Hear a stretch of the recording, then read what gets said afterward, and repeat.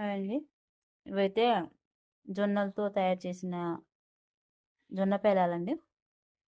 దీంట్లో కొంచెం ఉప్పు కారం కలుపుకొని లైట్గా నూనె ఆనియన్స్ వేసుకొని తింటే చాలా అంటే చాలా బాగుంటాయండి.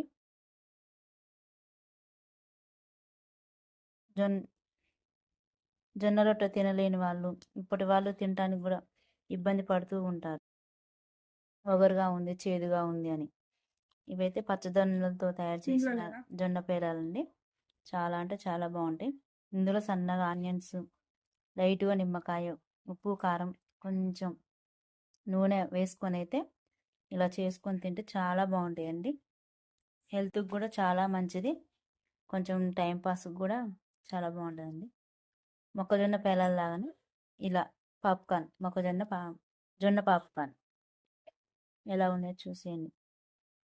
మీరు ఇలా ట్రై చేయండి. ఒకవేళ మేము ట్రై చేసాము బాగుంటాయి అంటే కామెంట్ చేయండి.